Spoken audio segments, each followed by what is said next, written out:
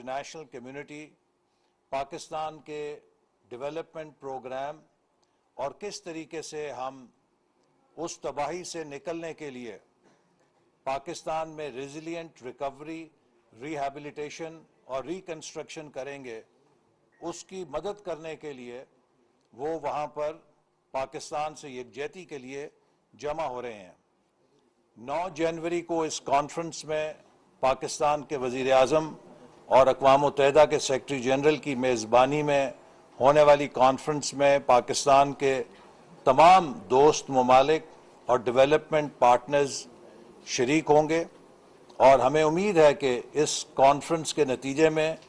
पाकिस्तान को तामीर नौ के लिए मतलूबा वसाइल दस्तयाब होंगे, जिससे कि हम उन इलाकों में कि जो सैलाब से बुरी तरह मुतासर हुए हैं, तामीर नौ के काम को तेज़ रफ्तारी से आगे बढ़ा सकें। पाकिस्तान जिन मुश्किलात से इस वक्त गुजर रहा है और ख़ास तौर पे जो क्लाइमेट डिज़ास्टर 30 अरब रुपए का नुकसान से हमने जिसका सामना किया है, ये गैर मामूली चैलेंज है। इस तबाही ने हमारे मुल्क के अंदर एग्रीकल्चर प्रोडक्शन को मुतासर किया, हमारे एग्रीकल्चरल स्टॉक्स को मुतासर किया और हुकूमत को बैनुल-अक़वामी मंडियों से बहुत ज़्यादा कीमत के ऊपर गंदम को इंपोर्ट करना पड़ा और कई ज़रूरी अजनास जो हम अपने मुल्क के अंदर उगाते थे लेकिन जो सैलाब के नतीजे में तबाह हुई, उन्हें भी महंगे निर्खों पे इंपोर्ट करना पड़ा। आज मुल्क के अंदर जिस महंगाई का हम सामना कर रहे हैं, इसकी बुनियादी तौर पे 5 वजूहात हैं। पहली वजह यह है कि पाकिस्तान को पीटीआई की हुकूमत ने 2018 के बाद जिस डिवैल्यूएशन के रास्ते पे डाला, जो पाकिस्तान के रुपए की कदर में कमी की गई, उसने पाकिस्तान में महंगाई के जिन को बोतल से निकाला, जिसे कि हमने 2013 और 18 के दरमियान बंद किया था। तो पहली वजह मुल्क की महंगाई की रुपए की बेकदरी है, जिसको पीटीआई की हुकूमत ने अपने दौर में करके इसकी बुनियाद रखी। दूसरी बड़ी वजह इस महंगाई की वो पेट्रोल और डीजल में यकलख्त इजाफा है। आपको याद होगा कि हमें हुकूमत में आने के फ़ौरन बाद 100 रुपया पेट्रोल और डीजल की कीमत में इजाफा करना पड़ा, चूँकि इमरान खान साहब अपने आखिरी दौर में इन अजनास की या इन चीज़ों की कीमत में मसनूई तौर पे कमी कर गए थे, जिसके लिए ख़जाने में पैसा नहीं था और उस वक्त बैनुल-अक़वामी मंडी में इनकी कीमतें चढ़ रही थीं। और जो मुआहदा IMF के साथ इमरान खान साहब ने किया, उसमें यह लिखा था कि फ्यूल सब्सिडी विड्रॉ की जाएगी। तो हमें उस मुआहदे पर जब अमल करना पड़ा, चूँकि IMF से मुआहदा अगर हम बहाल ना करते तो मुल्क के डिफ़ॉल्ट होने का ख़तरा था, तो हमें इमरान खान साहब के किए हुए मुआहदे पर अमल करने के नतीजे में एक शॉक इकॉनमी को देना पड़ा, जिसे कॉस्ट पुश फैक्टर कहते हैं इन्फ्लेशन का, कि जब आप पेट्रोल और डीजल में 100 रुपया कीमत यकलख्त बढ़ाएंगे तो उससे न सिर्फ ये कि सोसाइटी में लॉजिस्टिक्स बढ़ती है कीमत, उससे प्रोडक्शन की कीमत बढ़ती है, बल्कि उससे फिर नागुज़ीर हो जाता है कि आप बिजली भी मज़ीद महंगी करें। तो दूसरी वजह महंगाई की वो शराइत हैं कि जिनके ऊपर IMF से इमरान खान साहब ने मुआहदा किया था। तीसरी बड़ी वजह इस महंगाई की ये है कि पाकिस्तान के 52% इलाके में जहाँ PTI की हुकूमत है, पंजाब हमारे मुल्क के अंदर एग्रीकल्चरल प्रोडक्ट्स की सप्लाई चेन्स को स्टेबलाइज करने में एक कलीदी किरदार अदा करता है। और पंजाब में PTI की हुकूमतों ने मुनाफाखोरी को, स्टॉकिस्ट्स को खुली छुट्टी दे रखी है और जब भी हम सर्वे करते हैं तो मार्केट में होलसेल प्राइस और रिटेल प्राइस में कम से कम 40 से 50% का फ़र्क नज़र आता है। जो कि कभी भी माजी में इतना फर्क नहीं होता था, जो इस बात का सबूत है कि प्राइस मॉनिटरिंग का मैकेनिज्म जो पंजाब की सूबाई हुकूमत को करना चाहिए उसमें वो बुरी तरह नाकाम है। और जब पंजाब का सूबा प्राइस स्टेबलाइजेशन नहीं कर सकता तो उसके असरात फिर पूरे मुल्क के अंदर पड़ते हैं, चूंकि वो 52% इलाका वो कंट्रोल करते हैं। चौथी बड़ी वजह जो इस महंगाई की हुई वो इस वजह से हुई कि हमें यूक्रेन वॉर के बाद जो दुनिया में सुपर शॉक आया सप्लाई चेन्स में, जिसमें कि तमाम अजनास की कीमत बहुत बढ़ गई, बहुत महंगी दामों पर चीज़ों को इंपोर्ट करना पड़ा। और ख़ास तौर पे जैसे मैंने पहले भी कहा कि एग्रीकल्चरल प्रोडक्ट्स के जिसमें पाकिस्तान 2018 तक खुद कफील था। 2018 में हम चीनी में खुद कफील थे, हम कपास में खुद कफील थे, हम गंदम में खुद कफील थे। 2022 में हम गंदम इंपोर्ट कर रहे हैं, हम चीनी इंपोर्ट कर रहे हैं और हम कपास इंपोर्ट कर रहे हैं। तो इस इंपोर्ट की बोझ से हमारे ज़र मुबादला के ज़खायर पे बोझ पड़ा, वो कंज्यूम हो रहे हैं। और ये जो ज़र मुबादला के ज़खायर कमज़ोर होते हैं तो उससे रुपए की कीमत पे भी कम असर पड़ता है, मनफी असर पड़ता है। और इसी तरह जो पांचवी चीज़ है वो ग्लोबल इन्फ्लेशन है कि इस वक्त पूरी दुनिया एक ग्लोबल इन्फ्लेशन के साइकिल में है, जिसमें आप अमेरिका का जायज़ा लें, बरतानिया का, यूरोप का, किसी मुल्क का लें, मिडल ईस्ट का लें, हर मुल्क में इस वक्त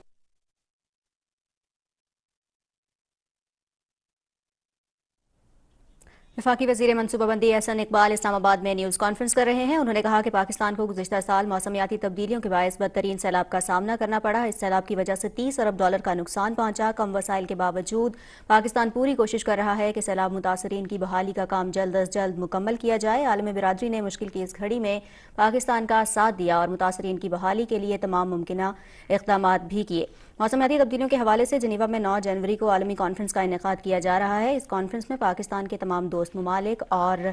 तमाम जो डोनर्स हैं वो शिरकत करेंगे और पूरी कोशिश होगी कि सैलाब की सूरत हाल और मौसमियाती तब्दीलियों के चैलेंजेस से निपटने के लिए तमाम मुमकिन इक़दाम पर गौर किया जाए, क्योंकि मौसमियाती तब्दीलियाँ एक आलमी मसला हैं और सिर्फ पाकिस्तान ही नहीं, मुल्क के दुनिया के दीगर ममालिक भी मौसमियाती चैलेंजेस का सामना कर रहे हैं। मौसमियाती तब्दीलियों से निपटने के लिए ज़रूरी है कि आलमी सतह पर इक़दाम किए जाएँ। आलमी बिरादरी ने मुतासरीन की बहाली के लिए पाकिस्तान के साथ यकजहती का इजहार किया। आइंदा आने वाले सालों में इस किस्म की किसी तबाही का सामना न करना पड़े, इसके लिए ज़रूरी है कि इक़दाम ज़रूरी किए जाएँ। इस पर हमारा अपना नुक्ता नज़र है, PTI का अपना हो सकता है, लेकिन इस पर किसी को इख्तलाफ नहीं है कि हम गैर मामूली मुआशी मुश्किलात के दौर से गुजर रहे हैं, मुल्की सतह पर भी और बैनुल-अक़वामी सतह पर भी। तो जब हम इन मुश्किल चैलेंजेस का सामना कर रहे हैं तो क्या इस वक्त हर किसी का ये फ़र्ज है कि वो मुल्क को इन बहरानों से निकालने के लिए मुस्बत किरदार अदा करे, और अगर मुस्बत किरदार अदा नहीं कर सकता तो अपनी ज़बान बंद करके बैठे, चे जाए कि वो इस वक्त मुल्क के अंदर लगी हुई इस मुआशी आग में पानी फेंकने की बजाय पेट्रोल के ड्रम फेंक के इस आग को मजीद भड़काने की कोशिश करें। PTI की तरफ से जो बयानिया मईशत का बनाया जा रहा है, ये वो बयानिया है कि जो हमारा आर्च राइवल मुल्क भारत भी पाकिस्तान के बारे में अभी नहीं बना पाया। कोई पाकिस्तान का दुश्मन भी ये बात नहीं कर रहा कि पाकिस्तान कोलैप्स करने लगा है, खुदा ना खास्ता।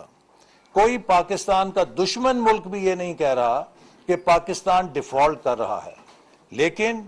PTI की क़यादत और लीडर सुबह शाम एक नफसियाती माहौल पैदा करके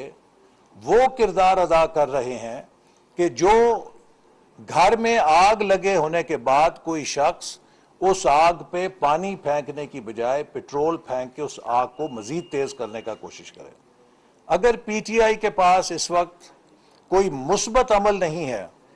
तो उनको कम से कम अपनी जबान बंद रखनी चाहिए, क्योंकि हम सब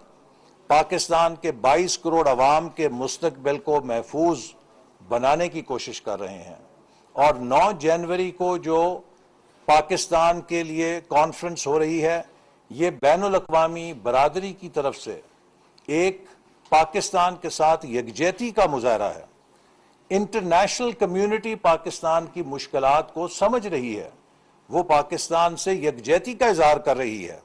लेकिन इमरान खान साहब की अना, उनकी खुद गर्जी और उनकी ईगो इतनी बड़ी है कि उनका जो सीने में दिल है वो सिंध और बलूचिस्तान, खैबर पख्तूनख्वा, पंजाब के अवाम की जो बदतरीन तबाही हुई है सैलाब के हाथों, उससे भी नहीं मोम हो रहा। और ये बात भी एक सवालिया निशान है कि वो 5 अरब रुपया जो कि उन्होंने उनके बकौल सैलाब ज़दगान की मदद के लिए इकट्ठा किया था, वो कहाँ लगा है। जैसे कि एक दफ़ा 2010 के सैलाब में भी पुकार के नाम पे एक बहुत बड़ी कैंपेन चलाई गई थी, अरबों रुपया इकट्ठा किया गया था, और फिर लोग देखते रहे कि उससे कहाँ बस्तियां बनी, और कहा गया था कि हम किसानों को बीज बांटेंगे, वो बीज कहाँ बटा और उसका कुछ नहीं पता लगा। तो इसलिए मैं कोई ऐसी सियासी बात नहीं करना चाहता कि जिससे तलखी में इजाफा हो। मैं ये कहना चाहता हूं कि इस वक्त हम सब का फर्ज है कि सैलाब की तबाही के बाद हमारे वो बहन और भाई जो बुरी तरह मुतासिर हुए हैं, जिनके सर पे छत नहीं है, जो सर्दियों के मौसम में अब भी हमारी मदद के लिए देख रहे हैं, हम सब कोशिश करके इस तामीर नौ के अमल को तेज़ तर करें। और इसी मकसद के लिए वज़ीर आज़म 9 जनवरी को जिनीवा में इस कॉन्फ्रेंस में शरीक हो रहे हैं, जहाँ पे इंटरनेशनल कम्युनिटी आएगी अक़वाम मुत्तहिदा के सेक्रेटरी जनरल की दावत पे। और हमें उम्मीद है कि इसके नतीजे में पाकिस्तान को वो वसाइल मिलेंगे कि जिनसे हम अपनी बहाली के अमल को अगले 2 से 3 सालों में तेज़ी के साथ मुकम्मल कर सकेंगे। और इसके साथ साथ ही हम इंटरनेशनल कम्युनिटी के सामने अपना अगले 10 साल का पाकिस्तान को क्लाइमेट रिजिलियंट बनाने का प्लान भी पेश करेंगे, ताकि हम मुस्तकबिल के ऐसे हादसों से कम मुतासिर हो सकें।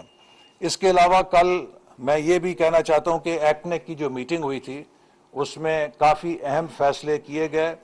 और ख़ास तौर पे हमारी हुकूमत समझती है कि पाकिस्तान के नौजवान जो हैं, उनको पाकिस्तान की तरक्की में शिरकत के मौक़े देने के लिए हमारा फ़र्ज़ है कि हम वो इक़दामात उठाएं जिनसे उनकी बेरोज़गारी ख़त्म हो और उनके लिए रोज़गार के मौक़े पैदा हों। तो कल 20,000 इंजीनियर्स और टेक्निकल तालीम के हामिल नौजवानों के लिए हमने पब्लिक सेक्टर डेवलपमेंट प्रोग्राम, जो तरक्याती बजट है, उसके हर मंसूबे में इंटर्नशिप 1 साल की लाजिम करार दी है, जिसका 40,000 रुपया माहाना इन टेक्निकल तालीम और डिग्री रखने वाले नौजवानों को, जिसमें इंजीनियर्स की बड़ी तादाद होगी, उन्हें वजीफ़ा मिलेगा। और ये 1 साल मुल्क के डेवलपमेंट प्रोजेक्ट्स के ऊपर काम करके हैंड्स ऑन एक्सपीरियंस लेंगे, जिससे उन्हें मदद मिलेगी कि वो अपने लिए मुस्तकबिल में इंडस्ट्री की एम्प्लॉयमेंट के लिए ज़्यादा बेहतर तैयार हों। इसी तरह कल एक्नेक ने उस स्कीम की भी मंजूरी दी है जिसको प्राइम मिनिस्टर ने अनाउंस किया था कि 75वीं सालगिरह के मौके पर हमने 75 स्कॉलरशिप्स का ऐलान किया है, जो दुनिया की टॉप 25 यूनिवर्सिटीज़ में उन पाकिस्तानी स्टूडेंट्स को दिए जाएंगे जो वहाँ पर मेरिट पे दाखिला लेंगे। इसमें दुनिया की सफ़े अव्वल की 25 यूनिवर्सिटीज़ शामिल हैं, जिनमें पाकिस्तान का कोई भी बच्चा या बच्ची अपनी सलाहियत के ऊपर अगर दाखिला लेगी तो उसे ये सोचने और फिक्र की ज़रूरत नहीं होगी कि मेरे तालीम के अखराजात कौन देगा। 75वीं सालगिरह पे इससे बेहतर नौजवानों के लिए कोई तोहफा नहीं हो सकता था कि हम 75 मुस्तकबिल के लीडर्स को तैयार करने के लिए दुनिया की टॉप 25 यूनिवर्सिटीज़ में उन्हें भेजें PhD और मास्टर्स के लिए, ताकि वो उस तालीम के बाद पाकिस्तान की खिदमत कर सकें। इसी तरह prime ministers youth laptop scheme की भी कल एक्नेक ने मंजूरी दे दी है, जिसकी मालियत 10 अरब रुपए है और इससे 1 लाख मुल्क के नौजवानों को, जिसमें 20,000 बलूचिस्तान के नौजवानों के लिए कोटा मुख्तस किया गया है, उन्हें लैपटॉप्स दिए जाएंगे ताकि हम डिजिटल स्किल्स नौजवानों में प्रमोट करने के उस काम को जारी रखें जो हमने पिछले दौर में किया था। और आपको पता है कि हमारे नौजवानों ने 10 लाख से ज़्यादा नौजवान जिन्हें हमारी हुकूमत ने लैपटॉप दिया था, उन्होंने पाकिस्तान को 3rd बिगेस्ट ई लैंसिंग कंट्री बना दिया और आज हम डिजिटल वर्ल्ड के अंदर इन नौजवानों की वजह से एक मुकाम पैदा करने में कामयाब हुए हैं। तो हम इस सिलसिले को दोबारा शुरू कर रहे हैं। इब्तदा में 1 लाख लैपटॉप्स जो है हुकूमत देगी, लेकिन इसके साथ हम बैंकों के ज़रिए एक स्कीम और भी नाफिज कर रहे हैं, जिससे जो मेरिट के अलावा दूसरे नौजवान होंगे वो आसान किस्तों के ऊपर लैपटॉप हासिल कर सकेंगे, ताकि यूनिवर्सिटी में हर नौजवान के पास ये टूल हो जो कि अब एक बुनियादी ज़रूरत है डिजिटल इकॉनमी की। तीसरा एक जो अहम प्रोजेक्ट कल एक्नेक ने मंजूर किया, वो बलूचिस्तान और साबिक फाटा के ज़िला में 5,000 नौजवानों के स्कॉलरशिप का मंसूबा है। हमारी पिछली हुकूमत ने 2013 और 18 में इन 5,000 स्कॉलरशिप्स के प्रोग्राम को चलाया था, जिससे सैकड़ों और हज़ारों बलूचिस्तान और फाटा साबिक के नौजवान पाकिस्तान की डेवलप्ड यूनिवर्सिटीज़ में और मेडिकल कॉलेजेस में, इंजीनियरिंग यूनिवर्सिटीज़ में तालीम हासिल कर रहे थे और इस कामयाब प्रोग्राम को पिछली हुकूमत ने बंद कर दिया था। तो हमने दोबारा इसको मंजूरी दी है और ये प्रोग्राम दोबारा शुरू किया जा रहा है और इससे सैकड़ों हज़ारों बलूचिस्तान के होनहार नौजवानों को और एक्स फाटा डिस्ट्रिक्ट के नौजवानों को बेहतरीन तालीम मिलेगी। इसी तरह हमने एक स्कीम जो सिंध ह्यूमन कैपिटल इन्वेस्टमेंट की है, 55 अरब रुपए से वर्ल्ड बैंक की वसातत से, जो सूबा सिंध सैलाब ज़दा इलाकों में, और एक flood response emergency housing project जो तकरीबन 160 अरब रुपए का सूबा सिंध वर्ल्ड बैंक की मदद से करेगा ताकि जो घर तबाह हुए हैं उनकी रीबिल्डिंग की जाए, उसको भी मंजूर किया है। इसके अलावा एक $400 मिलियन का प्रोजेक्ट है जो वफाकी हुकूमत, क्योंकि बलूचिस्तान एक पसमानदा सूबा है, तो वफाकी हुकूमत अपनी वसाइल से और अपनी निगरानी में 80 अरब रुपए का एक मंसूबा शुरू कर रही है, जो बलूचिस्तान के अंदर उनके तबाह घरों की बहाली, वहाँ के इंफ्रास्ट्रक्चर की जो बहाली है, और इसके तहत 10,000 बलूचिस्तान के नौजवानों की इंटर्नशिप भी इसमें शामिल है। वहाँ के एग्रीकल्चरल फील्ड्स जो हिल टॉरेंट से तबाह हुई, उसकी बहाली शामिल है, उसकी भी मंजूरी दी गई है और इससे भी इंशाअल्लाह ताला बलूचिस्तान में उस तबाही को, उसके असरात को ज़ायल करने में हमें बड़ी मदद मिलेगी कि जो हम देख चुके हैं। इसी तरह कल एक्नेक ने उस हमारे मंसूबे की भी मंजूरी दी है, जिसके तहत हम पहले मरहले में 40 अरब रुपए की लागत से एक प्रोजेक्ट शुरू कर रहे हैं, जो पाकिस्तान के पसमानदा तरीन 20 अजला में एक 10 साला प्रोग्राम शुरू करेगा, जिससे पहले 5 सालों के अंदर, जैसे मैंने कहा, कि 40 अरब वफाकी हुकूमत और 40 अरब सूबाई हुकूमतें उस पर खर्च करेंगी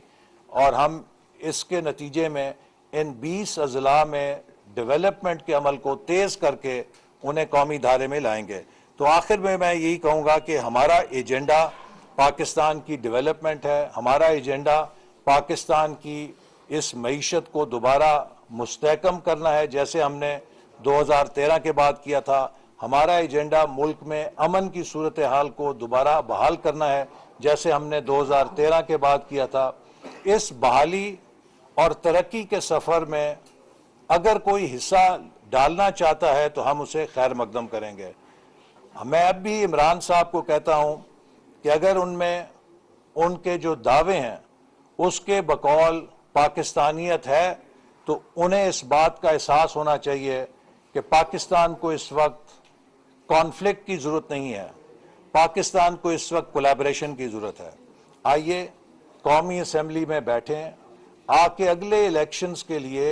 एक इत्तफाक राय से इंतखाबी इस्लाहात के पैकेज पर इत्तफाक राय करें। इलेक्शन अपने वक्त के ऊपर होंगे।